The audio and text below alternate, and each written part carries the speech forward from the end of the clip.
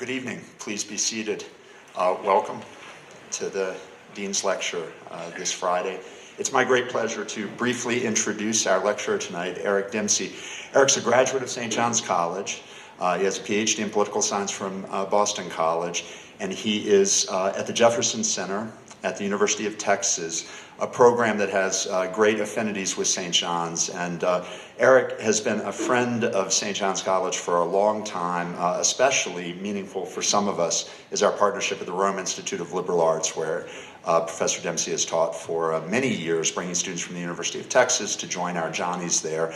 Tonight, he's lecturing. I don't have the title in front of me, but tell me the title, and I'm going to say it. I think it's St. Paul's Epistle to the Romans and the Problem of Original Sin, but I can't remember. Okay, let's say it's St. Paul's Epistle to the Romans and the Problem of Original Sin, or something like that. Please join me in welcoming our dear friend, Professor Erik Dempsey.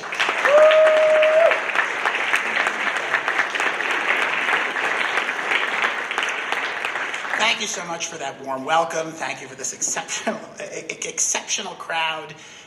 It's nice to look out here and see so many of you who I know, so many from whom I've learned things, so many friendly faces. And it's also nice to see Mr. Grinke. Before I get started, I just wanted to say how honored I am to be here, and in some ways how daunted. This is something, as Mr. Sterling said, this is something of a homecoming for me. I'm an alum of St. John's College, and the truth is it's always been kind of a dream of mine to give one of these lectures. I remember when I was an undergraduate being somewhat in awe of the people who gave them. I remember reading Friday night lectures when people would leave their texts of them in the bookstore and we would have to go hunt them down. I've done that with several people in the audience here today. Some of your work I've hunted down. It always seemed to me such a model of high intellectual activity, a really necessary supplement to the rest of the program. And then to have to step into these shoes and say something myself worthy of your attention is, as I said, both a great honor and a little bit daunting. Thank you so much for having me here tonight.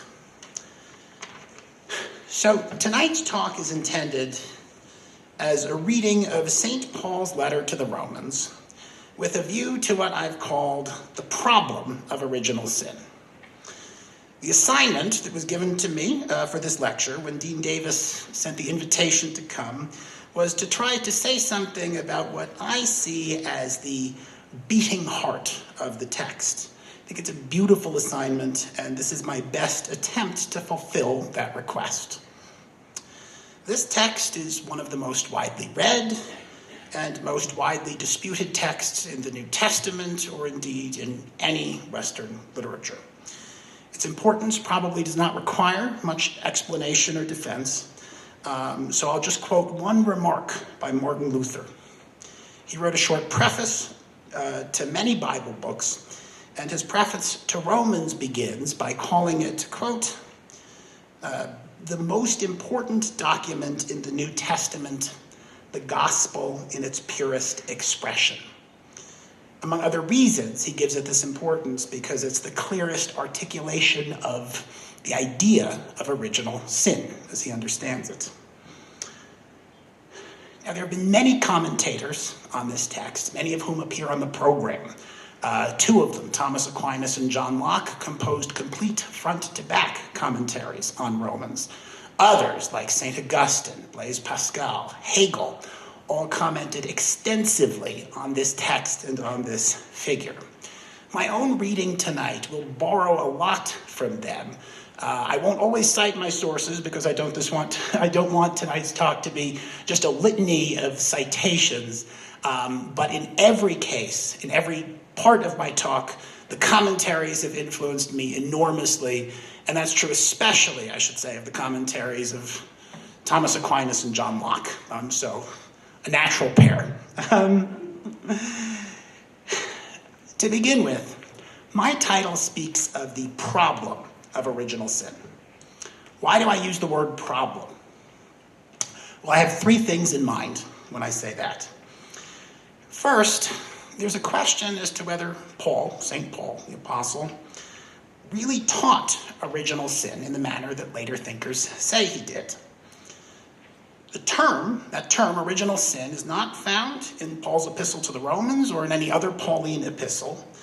In fact, the first occurrence of the term of which I am aware is in the writings of St. Augustine.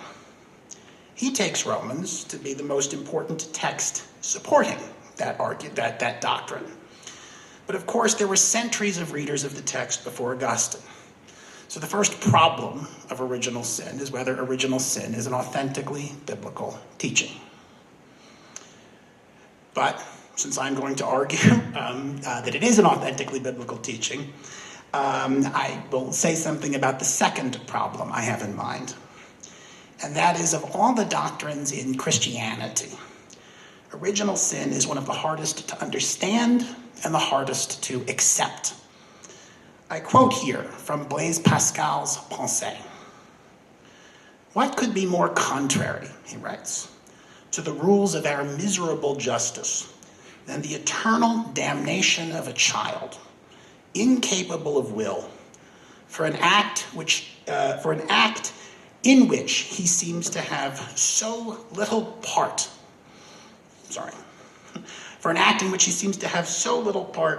that it was actually committed 6,000 years before he existed. Certainly nothing jolts us more rudely than this doctrine. And yet, but for this mystery, the most incomprehensible of all, we remain incomprehensible to ourselves." So for Pascal, the problem, so to speak, is how to make sense of the thought that all human beings are born guilty of something that they themselves did not do, and which was done when they themselves did not even exist. Now, I've always been struck by Pascal's line because he tethers this to the other part of the sentiment, that original sin is at the same time the doctrine without which we would remain incomprehensible to ourselves. In a lot of lines, my talk is going to follow, I think, along Pascalian lines. And then to this, I'll add a third problem, which I would take to be especially the problem that Paul himself had in view. Original sin is something that needs to be cured. It's that on account of which justification is needed. That is, it's because of this that there needs to be some process by which unrighteous human beings are made just in God's eyes. Something needs to occur so that the sinful human being becomes a righteous human being, or at least is counted as a righteous human being, if that human being is to be made fit for salvation. Thus, for Paul, the fact of original sin, if it's right to attribute that doctrine to him, is the problem of human life. Okay, in the rest of the talk, I'm going to proceed in four big sections, rather. The last one is kind of a twofold section. First, I want to say a few words about Paul's life and epistles for reasons that I hope are clear. Second, very briefly, I want to talk about some of the problems with approaching this epistle as a text. And then finally, the biggest part, I'm going to give my own reading of the text, focusing especially on the first chunk of it, what I'll call the first two sections. That's chapters 1 through 8. So that's just so you have signposts so you can follow what I'm about to do. So before coming to this issue of original sin directly, a few words, I think, are in order about the best approach to reading this text and about Paul's life and writings in general. The first thing one notices about the Epistle to the Romans is that it is an epistle. It's a letter. It's written to a specific group of people from a specific person at a specific time and place. All of Paul's epistles were intended, one way or another, as part of his ministry. So in order to set the stage for the reading of Romans, I want to offer just a few brief words about Paul's life, drawing both on the letters and a little bit on Acts of the Apostles, where the which is not by Paul, of course, but that's where the story of his life is told in the Bible. I'll review the facts briefly. Paul was born a Jew. He was an educated man and is described in Acts as learned in contrast to the unlearned apostles, John and Peter. Paul was a Pharisee, which means that he was of that sect of Judaism where the law was studied very carefully, and he knew the Hebrew Bible extremely well. It also means he was part of the Jewish sect that believed in resurrection. Acts indicates that one of the chief differences between the Pharisees and the Sadducees was that the Pharisees believed in resurrection, where the Sadducees did not. He acknowledges in some of his letters that during the early part of his life, he was a great persecutor of Christians, and the tales told in Acts confirm it. He was present, for example, at the martyrdom of St. Stephen, recorded in Acts 8. In his own words, in his letter to the Galatians, and at 3 different points in Acts of the Apostles, we are told the story of Paul's conversion. It is well known, often depicted in great art. If you come to Rila with me, you can see you could see in the Santa Maria del Popolo Caravaggio's depiction of the conversion of St. Paul, which is mostly a picture of a horse, it turns out. But yeah, as you remember, but he's not the only one to paint that. The story is that when Paul was traveling with the intention of traveling to Damascus, with the intention of bringing Christians bound back to Jerusalem, he had what he describes as a revelation from Jesus Christ. As the story is told in Acts, a flash of light appears from the sky. Paul falls to the ground and a voice asks, "Why do you persecute me?" The voice turns out to be that of Jesus Christ, who converts Paul immediately. He then gives him, Paul, the special mission of preaching the gospel to the Gentiles. Paul's status as the apostle to the Gentiles, that's even his epithet, is essential to understanding his mission. Christianity emerged out of the Jewish religion. It even presupposed the truth of the Jewish religion. For Paul, the God of the Hebrew Bible is indeed the one true God, the same as the God of Christianity. But Christianity is meant to be the universal religion, one that's not the province of a specific people, but intended for all human beings. As Paul puts it, there's one God of the Jews and Gentiles alike, and his special mission is to explain how the promises of the Old Testament bear fruit for the whole world. You might say that it's appropriate for that reason that the miracle most characteristic of the early Christian teachers and most characteristic of people in Paul's community was speaking in tongues. That is, by a gift of God, the apostles became capable of speaking to people whose language they did not share. It is, in effect, to reverse the events of the Tower of Babel.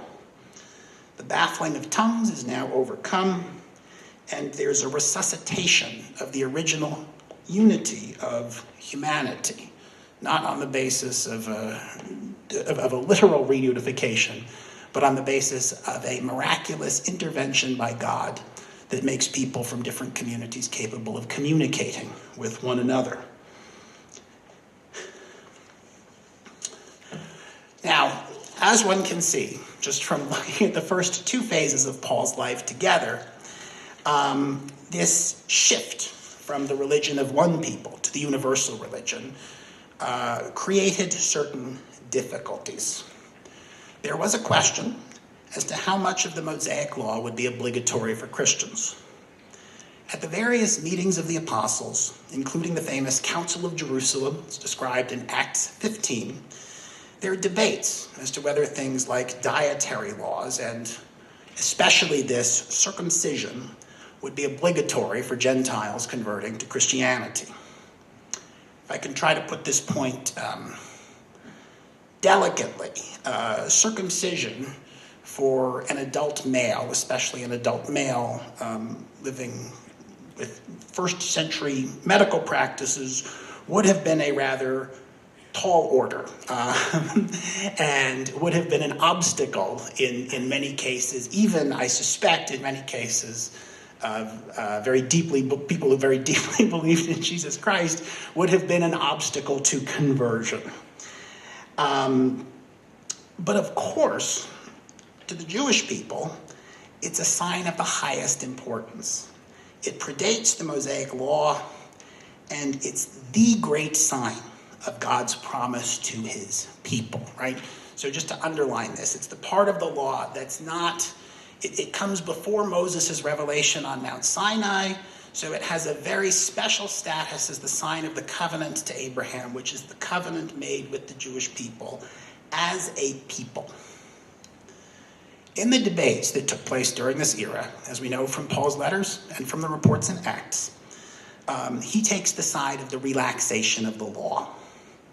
His epistles all have, I think at least as part of their intention, to persuade the audience that the relaxation of the law was the right choice, and to ground that claim theologically, to ground it on thoughts about God. In other words, the epistles are, among other things, meant to show that this new covenant allows for the relaxation of especially circumcision. Now, one thing I want to say at this point, almost as an aside, Paul speaks often, and in my judgment, sincerely, of his love for the Jewish people.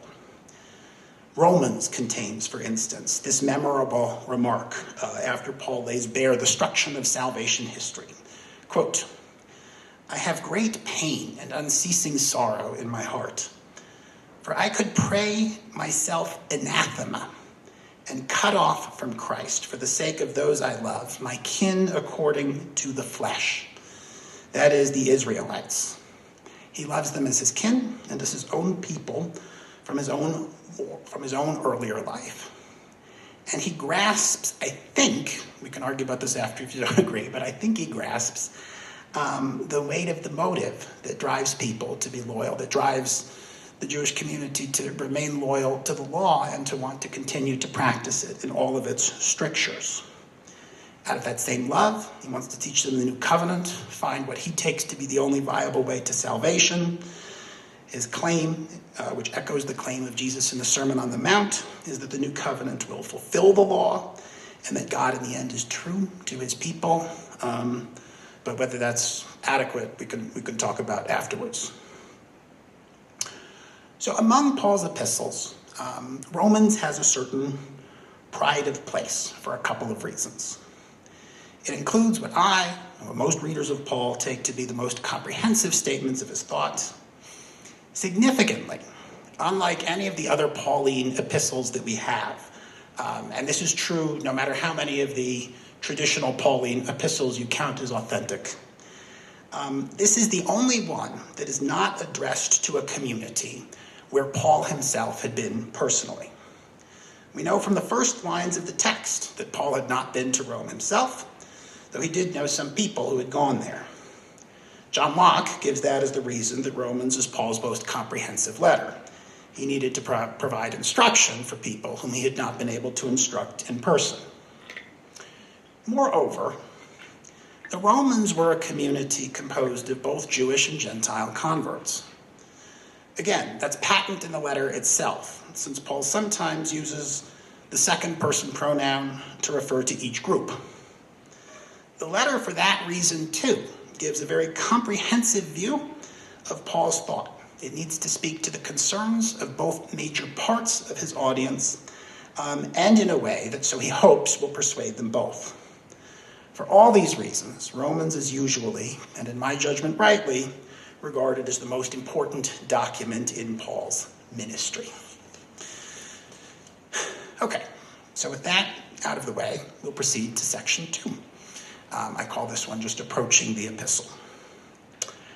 The second thing a reader of this epistle notices, at least the second thing this reader of this epistle notices, is that it's not very easy to follow. The order of the argument can at times be baffling.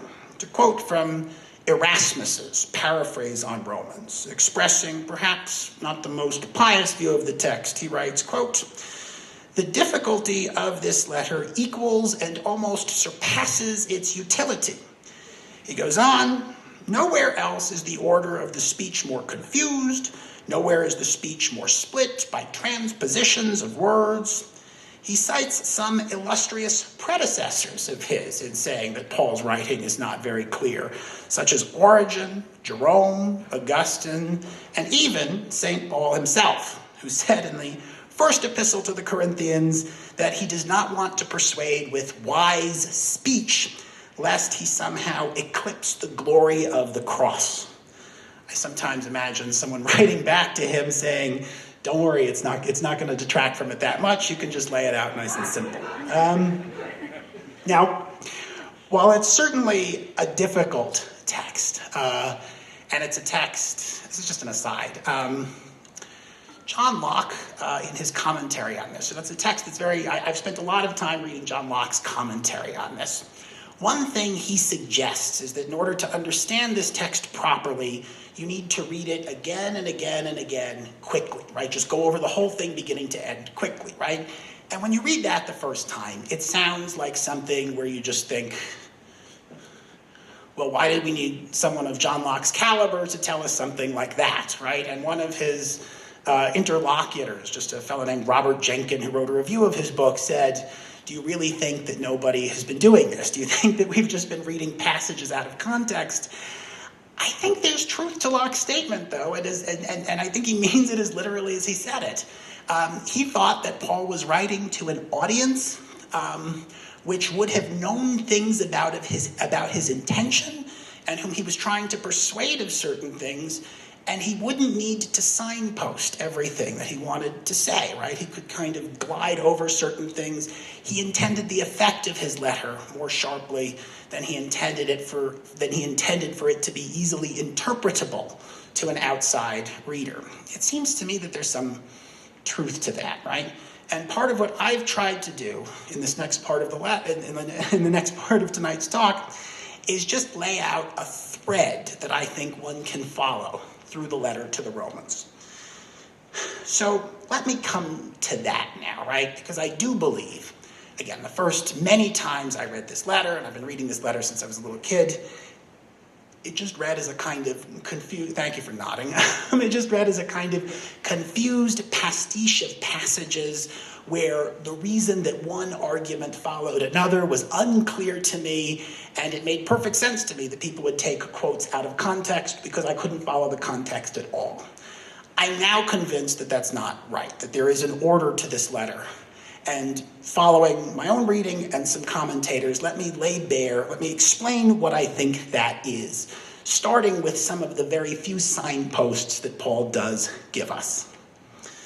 The letter starts with a brief greeting to the Roman Christian community, expressing Paul's concern for their welfare and his desire to see them in person.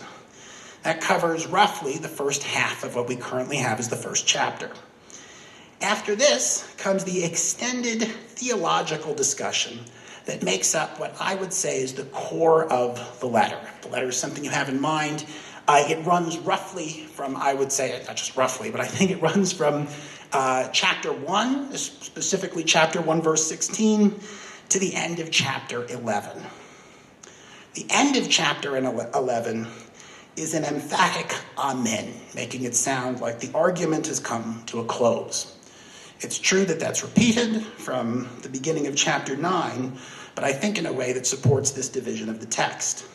There's a rather short, then a much longer version of the argument for God's justice, both of which conclude on the same point, which I think is supposed to be the concluding point of the thread. After that, the remaining chapters turn from broader questions of theology and justification to more practical questions about how to live. Thomas Aquinas, who says that the entire letter is about the workings of grace, calls this the section on the life of grace. Locke attributes it to Paul's tendency to close all his pastoral letters with practical advice. At any rate, it seems to me clearly a separate section. It's that first section that's the locus of most controversy and discussion when it comes to this letter. I think that can be divided sensibly into three further sections, and that by paying attention to that, some sense of the arc of the argument becomes apparent. First, there's the argument that all human beings are sinful, and that therefore the only possible means of justification, that is, the only possible means by which unrighteous human beings can be made righteous, is by the grace of Jesus Christ, by faith in him, and through Jesus' actions. This is where Paul makes that famous statement about justification by faith and not by the deeds of the law. That's in your handout, and I'll read it out in a little bit. That part comprises roughly, again, if you have the letter in your head, and some of you read this week, right? So hopefully you do have some of this in your head. That comprises roughly chapters 1 through 4. There's a little ambiguity at the beginning of chapter 5. Second part of the account comprises, again, roughly chapters 5 through 8. That's what I would say is a broader statement of the dynamism of salvation, beginning with the story of the Garden of Eden and extending to the new covenant that exists under Jesus. It explains how it is that all human beings have sinned, why it is that all human beings have sinned, looking at the causes both from the point of view of the Bible and through an analysis of the human heart. It's in these passages that the strongest case for the doctrine of original sin is to be found. Finally, there's a third section devoted to God's justice, or attempting to prove God's justice in establishing the rule of grace, especially in light of the questions that have to do with his treatment of the Jewish people. The issue is whether the extension of grace to all human beings, and not just the Jewish people, and the refusal of grace to at least some among the Jewish people, is consistent with God's justice. Is God breaking the covenant he had originally made? This is where those two amens occur, in each case affirming God's justice. The overall arc of the letter, then, is the articulation of the working of Christ's grace and the need for it, an explanation of this in the broader context of salvation, and a defense of the justice of this new dispensation. The guiding thread through all of this, the thing that I would say, or a guiding thread through all of this, which I would say is necessary to make sense of the argument, is sin. It's the fact about human nature, human beings, that makes God's grace necessary, and what I would call, I hope not too pretentiously, the anthropological basis for Paul's reasoning as a whole.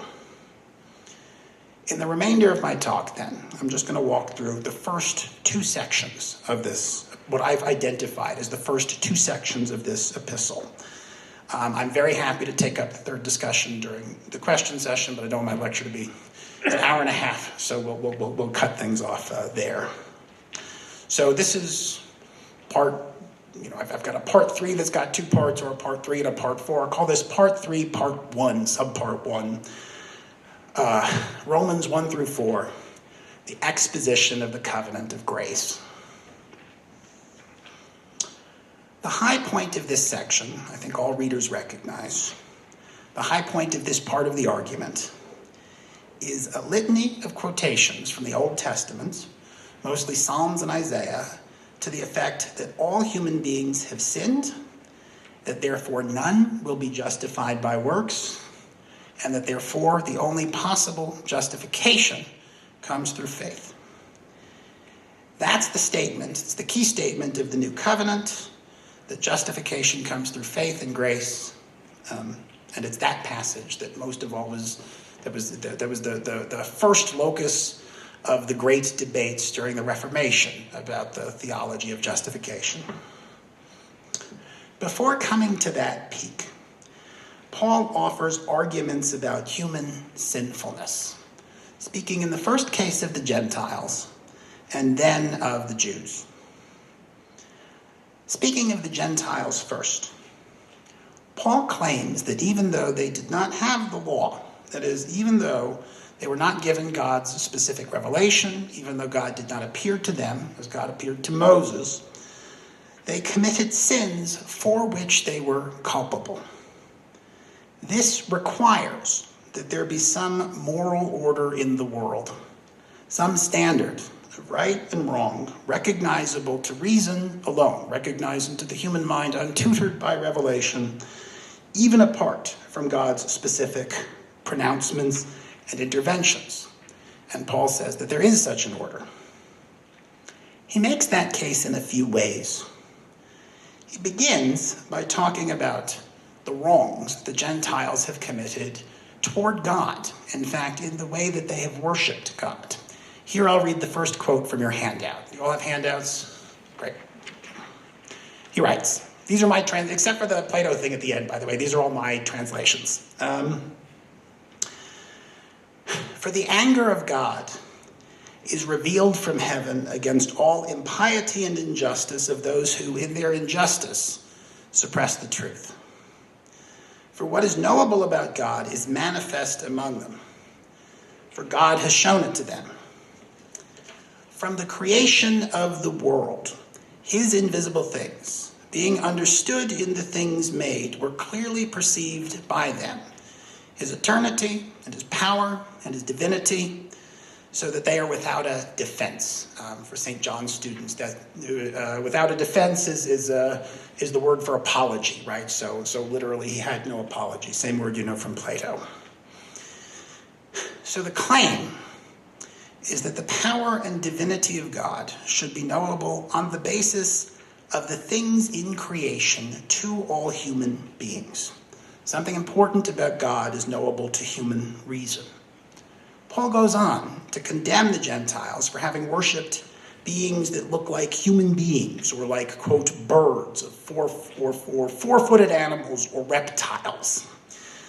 This mistake, striking that he takes the pagan religions of the Mediterranean world and regards them as not just as an error, but as a morally culpable error. I think that's one of the more striking claims that he makes. Their mistake was so grave, Paul claims, that God consigned them to the most degrading vices. He mentions envy, murder, strife, right? It's an important and striking claim.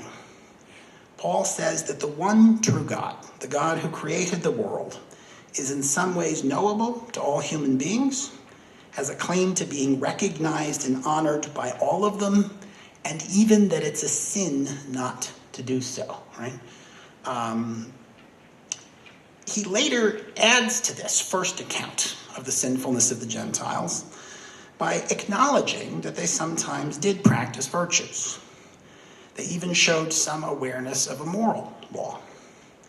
In those cases, he says, they were like, quote, a law unto themselves. There are some who think he might have found that in Aristotle's Ethics. It's very hard with Paul. Another brief aside. Paul is the New Testament writer who refers to philosophy most often. He uses the word philosophy once in Colossians, and it's associated with him once in Acts, right? The only two occurrences of words for philosophers or philosophy in the New Testament, right? What precisely he read is very tough to know. It seems unlikely that he had read Plato and Aristotle. He refers more often to Stoic sects or Epicurean sects, and again, more often just means a couple of times. But that he had some knowledge of philosophy is pretty clear, and that was one of the reasons I thought he would be an appropriate topic to speak about at St. John's, right? That he's the he's the learned New Testament thinker, right? And he's the one who would put most in contact with each other. Questions about philosophy as philosophy and what's specific to Christianity. All right, back to business. So, meanwhile, after having argued that the Gentiles were sinners, Paul turns to the Jews. They, he says, were no less sinful than the Gentiles. Indeed, in some ways they were worse, since they had specific guidance and knowledge of God's punishments that the Gentiles lacked. There's a little bit of I can fill this in. I was not going to put this in, but it's fine. Romans 1:32, chapter 1, verse 32. There are some disputed manuscripts that have come down to us for that. It either says that the Gentiles did know that what they did was worthy of death, or they did not know, right? And there are two absolutely contrary manuscripts, and both of them go way back in history, right? I think the principle of difficilior lexis, if you know that the more difficult reading is to be preferred, because that's the one that was more likely to have been corrected out of the text, suggests that the claim is that the Gentiles did not know that what they thought, what they did was worthy of death. That actually is the reading of Thomas Aquinas, so it's not only wildly unorthodox people who adopt that, but the thought is that there's a moral law that the Gentiles are supposed to be able to recognize, some standard of right and wrong present in their heart and their conscience, but it doesn't come with a full knowledge of the consequences of their actions. And in particular, it doesn't come, I think, with knowledge that God cared about what they did, or that God would reward and punish them based on how they treated their fellow human beings. So it's a culpable mistake, nevertheless, for Paul, but it doesn't depend on a full account, I would say, of the consequences of their actions. I continue. So he says of the Jews that they, in a way, had less excuse than the Gentiles because they were given a law, and they were given a law that carried with it certain rewards and punishments if it was broken. They still sinned. They, in their hearts, refused to bow to the law in all of its requirements, and therefore they were just as culpable, even more culpable, than the Gentile part of the audience. Their error, per Paul, if I've read his reasoning properly, seems to be that they thought that circumcision itself, that one very important, very basic practice of the Jewish law, was sufficient for justification, was sufficient to make them just. But Paul says that it's not if it's accompanied by breaking the law in other respects. Right? Paul's premise is that there are certain parts of the Jewish law that retain their force apart from God's commandments. This is a tangled textual question that I don't want to get into now, but I'm happy to talk about later. He speaks about certain parts of the law as the righteousness of the law. That's chapter 2, verse 25. And those parts, he suggests, are permanently binding, whereas the other parts are not permanently binding. That passage is important for later scholastic distinctions between the ceremonial law, which is not thought to be binding forever, and the moral law, which is. Paul draws from what he says about circumcision the following implication. Here I quote. It's not on your handout. He is a Jew who is one inwardly. You could translate that in the secret part. And circumcision, true circumcision, is that of the heart, in the spirit, and not in the letter. In other words, for Paul, true righteousness consists not in mere conformity to the deeds of the law, certainly not only to being circumcised, but to an inner disposition of the heart to do right. This, I would say, insofar as there is one, is the strongest justification you can find in this letter for saying that the requirement of circumcision, the requirement of literal circumcision, circumcision according to the letter, can now be relaxed, right? And again, we can take this up in the questions, but very easy to imagine why a Jewish audience or Paul himself at a younger age would have found that argument unacceptable. Having sketched out these problems, Paul brings the whole issue to a head. He's argued that both Gentiles and Jews are sinners. He concludes all, both Jews and Greeks, are under the power of sin. This comes just before that litany of Old Testament passages, and it's followed by the much disputed statement on justification. That one's included in your handout. I'm going to read that. He writes, so this is given the premise that all human beings are sinful. What kind of justification is needed? He says, and now the righteousness of God has been made manifest apart from the law, being borne witness by the law and the prophets, and the righteousness of God through the faith of Jesus Christ for all who believe. For there is no distinction. All have sinned and fall short of of the glory of God, but are justified by his grace as a gift through the redemption that is in Jesus Christ. For we reckon that a person is justified, by faith, apart from the works of the law. Now, this is, I suppose, I don't know what you all know, but I suppose you all know, is a very widely disputed passage, especially in the context of the Protestant Reformation. It was the first locus about debates over whether works have any salvific value at all. Without journeying into those waters, again, I'm happy to take that up afterwards, I offer just the following gloss on the meaning of this text. Under Jesus, under what Paul here calls the law of faith, God acts as God to all human beings. As he puts it, God is the God of the Gentiles also, Gentiles in addition to the Jews, since God is one. And he will justify all by faith, recognizing that the works of no human being are sufficient to render them just in God's eyes. Christ opens up a new possibility, justification that comes through grace and through faith in him, through the one who died on the cross. This law of faith is to replace the old law of works. This, you could say, is the core statement of the terms of the new covenant in Paul's writings. Once he's made this claim, and again, I do think this is the centerpiece of the first part, he cinches up this teaching, as it were, by arguing in the next chapter that it's compatible with what one finds in the Bible, meaning the Hebrew Bible, properly read.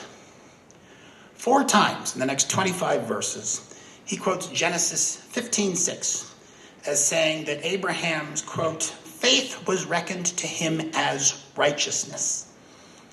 Thus he finds in the man, who is arguably the greatest hero of the Old Testament, and also in the figure of David, whom he mentions in passing, anticipations of the teaching of justification by faith. And so suggests that what he has in mind is not really so different from the faith of his fathers. He even goes so far to say that this line about Abraham was not written for his sake alone. That is, I think he means not written only to puff up Abraham and establish his reputation for all time, but, quote, for ours, unquote. That is, for readers of the Bible who would later see that justification comes through faith, not works. In other words, he finds in Abraham's life an indication before the fact that this is what God always intended. So to sum up, basic claim of this first section, argued for on the basis of the sinfulness whose necessity is shown by Paul's argument about the sinfulness of all human beings, is that there's a need that justification under the new covenant comes only by faith and grace. Okay, so with that done, we're going to move on to the last section, which I take to be, from the point of view of my overall topic, the most important. So I turn now to the second major part of the letter, chapters 5 through 6. I really mean 5 through 8, and I really mean 5:12 through the end of 8. Having articulated the terms of the new covenant, Paul in the next sequence provides a synoptic account of the story of sin and salvation. John Locke describes this sequence as containing, quote, the whole scene of God's economy and his dealing with mankind from the beginning in reference to life and death. He explains in brief the biblical origin of sin, the long reign of death, the continued burden of sin for all human beings, and the promise of redemption by faith, the same promise he spoke about already. The previous section, as I have continued to say, rested on the case that all human beings were sinful. This passage gives some account of how it could be that all human beings are sinful, what it is in the history of the world and in the nature of human beings that has made it so that, as the psalmist put it, there is no one righteous, not one. This selection moves back and forth between talking about the power of sin and evoking the promise of redemption. I'm going to focus on two selections that speak to the two different dimensions in the thing, what I take to be the two different dimensions in the thing that came to be called original sin. These are also, I think, two of the most famous passages in the letter. The first, which deals with its origin, and the second, with its continued power. To put that somewhat more pretentiously, the first has to do with the ontological basis of original sin, and the second with its phenomenological character. The first key passage is found in Romans 5. It's included on that handout I've distributed, and I'll read it now. Paul writes, "On account of this, just as through one person sin entered the world, and death through sin, so that death came to all human beings, inasmuch as all sinned." Hold for 1 second that phrase, inasmuch as, I'm going to come back to. It's a big deal. And then Paul, the rhetoric of this, by the way, I think is you see there's a host pair that's unbalanced that Paul finally balances again in verse 18. So you can see this is half a sentence at this point. So he retreats from that. "For up to the time of the law, sin was in the world, though sin was not accounted when there is no law. But death reigned as king from Adam to Moses, even over those who did not sin in the likeness of the transgression of Adam, who is the type of the one who was to come." That's Jesus, of course. "Therefore, as by one committing a wrongdoing, all were brought to condemnation, so also by one doing a righteous act, all humans are brought into justification of life. For just as by the disobedience of one person the many were set in sinfulness, so also by the obedience of one the many are set in justice."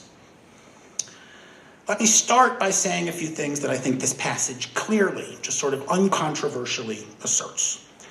One way or another. First, one way or another, it's because of Adam's actions in the garden that human beings are now sinful. As a consequence of Adam's transgression, sin enters the world, and now it is the case that, as we've continued to hear, all have sinned. Under this new dispensation, the original condition of human beings is somehow or other changed. I think all of that's non-controversial, but if you disagree, we'll take it up afterwards. That said, this passage becomes, as it were, ground zero for all the big debates about original sin. This becomes the focus of them all for centuries. As I said, it's among the most disputed passages in the Bible. St. Augustine, reading this passage, insists that it can only refer to what Pascal spoke about. All human beings are born guilty even before they have developed reason, even before they have made any moral choice. That's removed in baptism, right? Just since I haven't said this yet, the reason for infant baptism is the thought that human beings are born stained with this sort of sin. Pelagius, Augustine's great opponent, read this to mean only that all sinned in Adam insofar as Adam was a bad example. By the way, I don't think everyone knows this. Pelagius' commentary on Romans, which is a kind of line-by-line paraphrase, is available. It's available in Greek, and it's even been translated into English. And it's how it survived, I don't exactly know, but you have a pretty complete writing by him that gives a very careful reading of the text. So those are two poles. There are plenty of variations in between and even outside of those positions. In deciding which reading to take or which reading to accept, a great deal turns on 5:12, the first line in the handout. Now here, there are some issues concerning translation. That key phrase, I think, is the one that I pointed to while I was reading it out. Death came to human beings inasmuch as all have sinned. That phrase, inasmuch as, translates the Greek phrase ep hoi. That is the preposition epi, followed by the dative masculine or neuter relative pronoun. In fact, it's a rather hard phrase to parse. It could be taken, and frequently has been taken, to refer to Adam. That is, so you would render it, because of the transgression of one person in whom all have sinned, right? You could take the hoi as referring not to sin literally, which is feminine, but you could take it as referring to the whole event that surrounded Adam's transgression, right? So you could say in the deed of Adam, in the fact that Adam transgressed, there's a violation of the law. Not just a violation of the law, all have sinned somehow, right? That reading, in whom all have sinned, is the reading of the Latin Bible that Augustine used. It's, in the translation that he had available, it's very clear that that's what it means. That's the claim that holds that somehow all have participated in Adam's sin and shared directly in the guilt for it. On the other hand, the phrase could simply mean because, and that's more or less the option I took in my rendering. That would at least leave open the possibility that the sins for which all have been condemned are their own, not the original transgression of Adam somehow stamped on their hearts.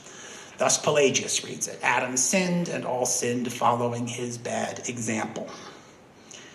Now my own read on this, which is debatable and I'm happy to debate it, is that Augustine, despite the translation issues, more nearly has the right of this. That human beings, for Paul, are one way or another born with a stain, born with something that needs to be cured. I take that as an implication of Christ being able to stand in for all human beings in the same manner that Adam did. I think the analogy, in a way, cinches up the argument, each being referred to as a type. The actions of one affect, in one case very negatively and in the other very positively, the lives of many. There's also the line from the bottom where it said that all have, because of Adam, condemnation, right? The text, it seems to me, is difficult to parse, and I'm happy to argue this out more in the discussion afterwards. But rather than trying to provide further arguments for it now, let me talk about one other implication of this statement. In what he says about Adam, Paul implies, I think, that there's a time, Paul says that there's a time, that human beings were not subject to condemnation as they are now. There is some original lost state in which human beings were freer from sin than they are at this point. Now, he says, all have sinned, and their status before God, the possibility of finding some way to rectify that, requires that there be some means by which they're restored to that state of original justice. That's Thomas's reading. To make that suggestion a little more concrete, let me turn to the other passage I provide at the end of Romans 7. It's a striking moment in the text. Paul, who up to that point had used the first person only in referring to his intentions in writing the letter, writes a long statement in that voice about the effect of sinfulness on the human heart. He first speaks about the hold sin had on him when he lived under the law. Then, at the end of chapter 7, he switches to the first person present. And I'll read this out. This is the next on your handout. He writes, "For we know the law is spiritual, but I am fleshly, sold into slavery under sin. For I do not recognize what I do. For I do not what I will, but I do this that I hate. Now, if I do what I do not want, I accede to the law that it is good. But now, no longer do I act myself, but sin that dwells within me acts. For I know that in me, that is in my flesh, no good thing dwells. For the willing is present for me, but the doing good is not. For I do not do the good I will, but the evil thing I do not will I do. I find, therefore, a law for me who wills to do the good thing, that the evil is present for me. For I take delight in the law of God with regard to the inner human being. But I see another law in my members, making war against the law of my mind, and making me captive to the law of sin which is in my members. Wretched man that I am, who will deliver me from this body of death? Thanks be to God through Jesus Christ our Lord. Therefore, I myself serve the law of God in my mind, but the law of sin by my body. I personally have long found this passage very powerful. If you want to understand Erik Dempsey, you need to know this passage, but it has importance even beyond that. It tells of an individual's experience of his own sinfulness, the tension between his higher nature, which is here called the spirit, and his lower nature, the flesh. Now, one of the chief questions interpreters of this passage face is, in whose voice is Paul here speaking? Some sort of literary conceit that he switches voice. Does he write of himself before faith and grace came to him? That is, before his experience on the road to Damascus. Some interpreters have suggested that. Some have suggested that he wrote in the voice of his audience, or some part of it, or as some, this is Augustine's take, composite depiction of the historical situation of human beings as such. At issue in deciding this question is the effect of grace on the person who receives it. Once one has undergone the transformation that Paul did, is one free from the burdens of sin so much that one no longer feels even the inclination to sin. Here, my case would be that the simplest reading is the right one. That by using the first person, Paul indicates that he's not talking about himself at some time in the past or any other individual or any group of individuals, but he means himself in his struggle with sin, even as he experiences it at the moment he's writing the letter. In other words, even under the law of grace, what he calls the law of grace, Paul understands himself to be a sinner. To unpack that just a little bit further, Paul speaks of this tension within himself, what he calls this law in his members, pulling him towards sin, even as another part of him is aware of and pursues the good. The inner contradiction of his being, what he sees as the inner contradiction of his being, is laid out very flatly. He finds in himself and his body and his flesh an impulse so strong that he cannot resist it, but also that is so alien to the will of his mind that he speaks about it as though it were another being, so much so that he wishes to say that when he did this thing, it was not he who acted, but this law in him. There's a sense of oneself that he has, which is a true self. I would suggest a self that he imagines existed before the sin of Adam in the Garden of Eden. But it's pulled down now by the law of the flesh. In all of my reading, especially of texts before this, the nearest analog I have found to this is in Plato's Republic. It's the last passage I have on the sheet. I know you've all read this. I know everyone at St. John's reads the Republic, so let me just quickly set the stage.